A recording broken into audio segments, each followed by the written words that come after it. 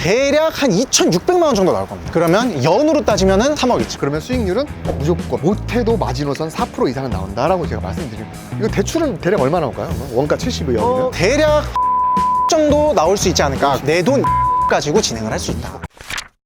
안녕하세요, 황금대지입니다. 안녕하십니까. 임장호 씨입니다. 오늘도 여러분들한테 유익한 매물 정보, 건물 정보를 드리려고 이렇게 카메라 켜고 이제 약수역에 나왔는데, 사실 저번에 저희가 구의역에 가서 매물 탐사대 영상을 올려드렸는데 거기에 이제 댓글이 이런 댓글이 달렸어요. 그 매물이 팔린 걸로 알고 있는데 똑바로 안 알아보냐, 그렇게 말씀하시는 분이 계셔서 여러분 그 오해하시면 안 되는 게, 저희는 중개사가 아니에요. 누구나 확인할 수 있는 공개되어 있는 정보를 토대로만 유튜브에 얘기할 수 있습니다. 저희가 이제 중개사분들과의 신뢰가 있기 때문에 다 떠들어버리면 중개사분들이 우리한테 정보나 이런 걸 안 줄 거 아니에요. 그것도 있고 뭐 중개사법, 광고법 이런 것도 약간의 뭐 문제 소지가 있는 걸로 저는 알고 있는데, 일부러 저희는 온라인에 공개된 매물 중에 실거래가 아직 안 뜬 것 중에 괜찮은 매물을 저희는 디벨로퍼 관점에서 이걸 개발했을 때 어떻게 될 거냐, 그런 노하우를 공유하는 채널이기 때문에 그런 노하우를 좀 얻어간다라는 취지로 봐주셨으면 좋겠고, 그럼에도 불구하고 현재는 어쨌든 나와 있는 매물이기 때문에 관심 있는 분들은 중개사무소나 네이버 부동산이나 이런 프로테크 통해서 별도로 알아보고 연락을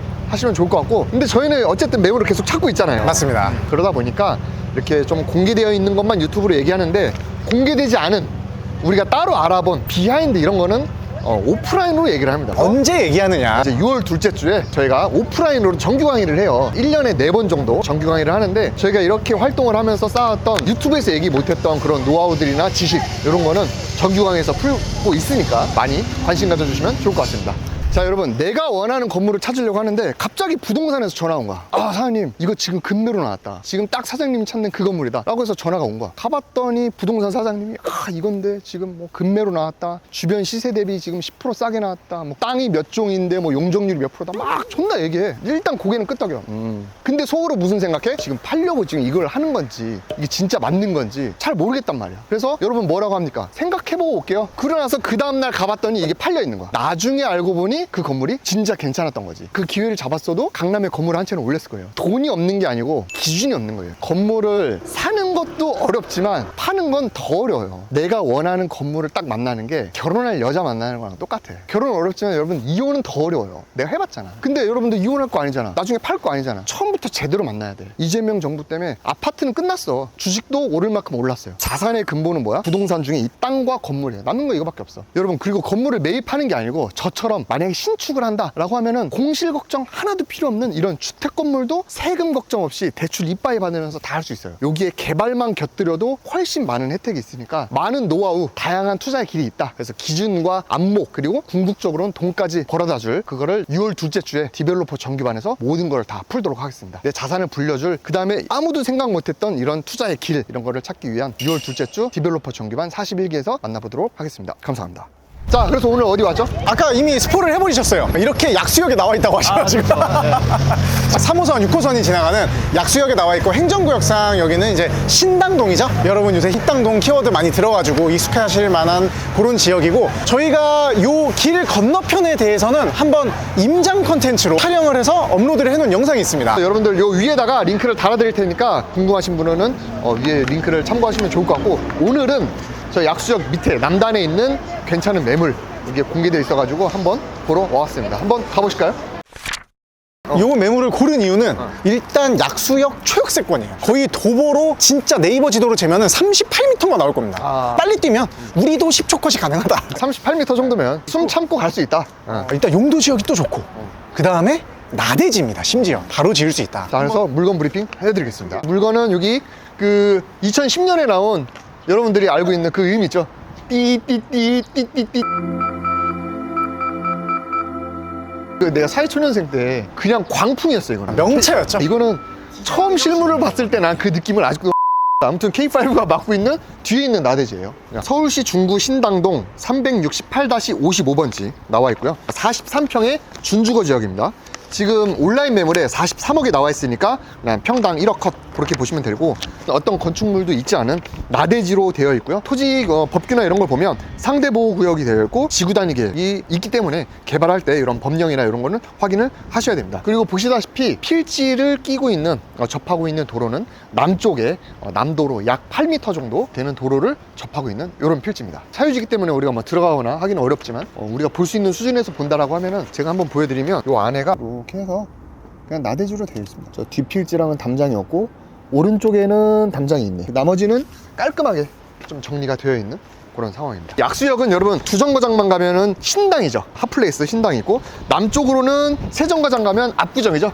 그래서 여기 이제 뒷구정이라고도 얘기를 하는데, 그 다음에 서쪽으로 가면 이태원, 북쪽으로 가면 힙지로나 종로가 나오는 서울에서 웬만한 그냥 핫플레이스의 중심지에 있다. 그 다음에 요 약수역 주변에만 보면 메디컬이나 생활 밀착형 상권이 있는 그런 입지다. 이렇게 보시면 좋을 것 같습니다. 사실 지금 저희가 평일 오전 9시 반에 촬영 중인데 유동인구도 굉장히 많고 이 동네 거주민들 굉장히 활발하죠. 이게 지금 평당 1억에 나왔는데 준주거가 시세나 이런 건 어때요? 준주거 지역만 딱 집중해서 말씀드릴게요. 그래서 이면에 위치한 준주거 지역은 최소 7, 8천만 원에 이미 실거래가 1, 2년째 되고 있습니다. 그리고 신축 건물 같은 경우에는 한 1억 3천까지도 거래가 됐었어요. 딱 그 중간 시세니까, 매물 호가 기준이니까 뭐 적당한 시세다라고 보여지고, 조금 깎아서 8, 9천쯤에 매수하면 이 매물 자체가 이미 철거가 돼 있기 때문에 괜찮은 가격이지 않을까라고 판단은 하고 있습니다. 아무래도 이제 건물을 디벨롭 할 때 서울은 보통 기존 건축물을 철거하는 철거 비용이 있는데, 그런 시간적인 거, 금융 비용도 세이브 되고, 철거비나 이런 인허가적인 거, 그다음에 실제 공사비 이런 거 좀 세이브 되니까 그런 이점이 있고요. 다만 이게 지금 나대지기 때문에 여러분들 입장에서는 이걸 매입을 할 때 그래도 6월 1일 세금이 부과되는, 과세되는 기준 이후에 매입을 하면 좋을 것 같습니다. 그게 아파트에만 통용되는 게 아니라 이런 나대지 물건 할 때도 항상 유용한 팁이기 때문에 챙기셨으면 좋을 것 같고요. 이제 임대 시세는 어떻게 되냐, 뭘로 지을지는 모르겠는데 우선 여기가 기본적으로 주거랑 상업이 둘 다 수요는 많은 곳인데, 그래도 둘 중에 뭐가 임대료가 높냐라고 하면은 주거 쪽이 임대료가 좀 더 높고요. 원룸 같은 경우에는 5, 6평 기준 80만 원 이상 받습니다. 신축 원룸이면. 그 다음에 1.5룸 거실 하나, 방 하나가 있는 형태면 한 100만 원, 투룸이면 그 이상, 뭐 일단 이렇게 보시면 되고요. 사무실 같은 경우에는 15평, 20평짜리 작은 사무실 수요가 좀 많아요. 그거 같은 경우에는 뭐 200에서 250, 많이 받으면 300까지 이렇게 나간다라고 보시면 되겠습니다. 자, 우리 대로변에서 요 필지가 바로 옆내 필지잖아요. 요 주변 한번 분위기 한번 보여드릴까요? 지금 우리 필지에서 바로 옆에가 대로변 코너 건물이죠. 쪽으로 가면 여기가 이제 약수역이에요. 일로 쭉 가면은 이태원 가는 길. 요 건물은 옛날 건물이고, 그러다 보니까 일반 소매점이나 이런 것들로 구성이 돼 있고, 요 뒷건물이 이제 비교적 신축이거든요. 그런 거 기준으로 보면 은행, 병원, 큰 카페 이런 것들이 들어와 있는 전형적인 동네 상권입니다. 그다음에 국회의원 사무실 그렇게 돼 있고, 이 주변으로 라인으로는 의원이라든가 식당이라든가 기본적인 그런 생활 밀착형 상권이 우리가 흔히 이해하는 프라자 상권이다라고 보시면 되겠습니다. 그렇게 해서 이제 좀 들어가 볼까요? 여기는 같은 이제 대로변 건물이긴 한데 워낙 크다 보니까 코어 중심으로 안쪽으로는 포차나 이런 게 있는 거고, 오른쪽으로는 요거 건물은 이따가 또 좀 자세히 다루겠지만 소호 사무실 뭐 그런 게 있고, 좀 안쪽으로 들어가면 좀 조용하긴 하네요. 왜냐면 이 동네 분들이 많이 이용하는 동네 술 상권, 동네 먹자 상권들이 이렇게 좀 넓게 펴져 있어요. 왼쪽은 오래된 단독주택이 있고, 이것도 이제 개발 부지죠. 여기도 이제 오래된 그냥 사무실로 쓰고 있고, 이쪽도 1층짜리 상가로 되어 있고, 왼쪽도 건축물 대장사 의원으로 되어 있고 근생이죠.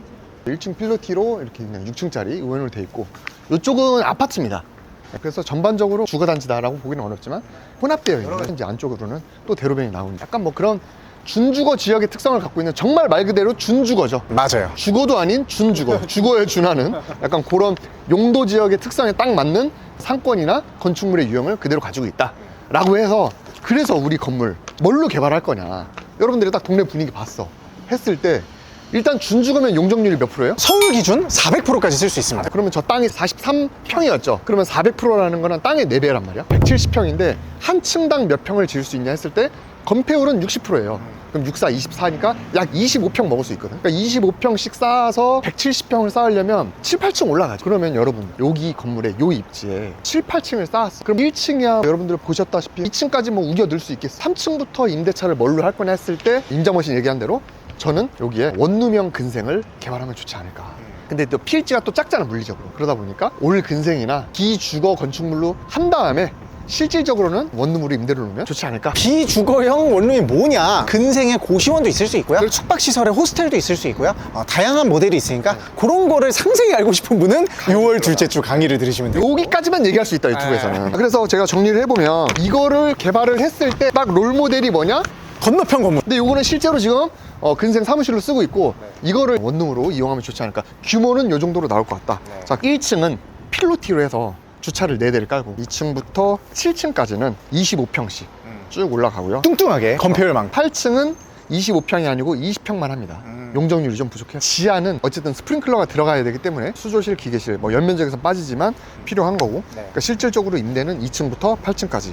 그러면 연면적은 170평이 나옵니다. 그러면 용적률은 약 400%가 좀 안 되는 수준으로 채울 수 있을 것 같고, 그러면 원룸은 층당 25평이니까 거기에 5평짜리 원룸 4개를 했어요. 그러면 20평이고 나머지는 뭐 공용공간, 복도 이런 거 필요하니까 층당 원룸이 4개씩, 8층만 3개, 그렇게 해서 27개. 그렇게 한번 구성을 하면 어떨까 싶습니다. 그러면 정리하면 이제 원룸이 대략 27개. 대박인데? 이거는 그냥 대충 통밥으로 해도 이 땅값이 평당 1억이라고 해도 수익률이 나와요. 정리하면 땅값은 43억이고 연면적이 170평인데 실제 필로티도 있고 지하 기계실, 수조실도 있고 장애인용 엘리베이터를 넣거나 옥탑이나 여러 가지 공사가 필요한 부분들이 있잖아요. 연면적 이외에. 그러다 보니까 평당 공사비 900만 원 잡아도 실제 공사할 면적은 200평 초반이 되지 않아라고 생각해서 공사비는 여유 있게 24억을 잡았습니다. 충분히 잡았는데? 왜냐면 사실 원룸형으로 지으면 어느 정도 깍두기 디자인이 되니까 조금 아낄 수 있을 것 같기는 한데 24억 충분합니다. 거기에 설계비, 감리비, 공사 기간 동안 이자, 중개 수수료, 취득세, 기타 잡비 1원도 안 들어가게 싹 다 넣었을 때 그걸 다 부대비용이라고 총칭하면 한 5억 정도 저는 받는데, 그러면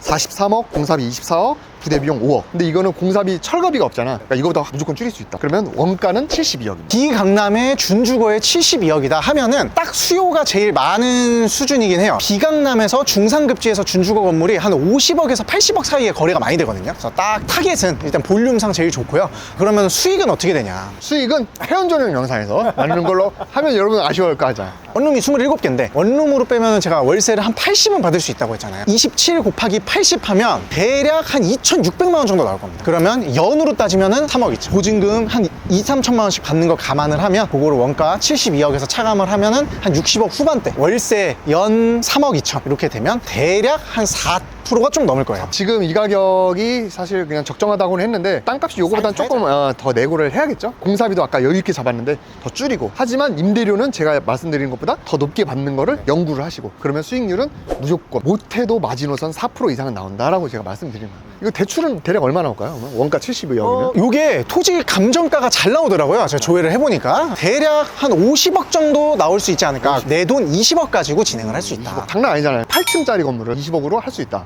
수익률은 4%, 5% 나온다. 그러면 사실 굉장히 매력있다. 게다가 이걸 다 원룸으로 하면은 임대 리스크도 없어. 주택 아니나? 비주택이다. 그 주택으로 해도 신축을 하면 세금 대출 다 피해갈 수 있는 길이 있다. 그런 거 참고해 주시면 좋을 것 같고 끝이에요. 우리 이 지역에 대해서 또 궁금해 하실 분이 있을 것 같아서 우리가 요 다음 편으로 임장을 제가 좀 간단히 준비를 해왔잖아요. 그러면 이런 형태로 이미 개발된 사례들, 선배들의 모의고사 보고 싶다. 어디 있냐? 그거는 다음 영상에서 준비하는 걸로 하고, 저희는 또 다음에 괜찮은 매물 있으면 이렇게 분석하는 거 좀 보여드릴 거고, 이렇게 하는 거를 내가 직접 한번 너들이 그냥 떠드는 거 말고 내가 한번 연구도 해보고 싶고 깊게 알고 싶다 라고 하면은 저희가 매달 두 번째 목요일날 무료로 이런 사례를 많이 알려드려요. 그 다음에 1년에 4번 있는 정규 강의 6월 둘째 주에 개강을 하니까 그것도 아래 고정 댓글 참고해 주시면 좋을 것 같고요. 저희는 다음에 또 좋은 매물, 좋은 정보로 찾아뵙도록 하겠습니다. 감사합니다.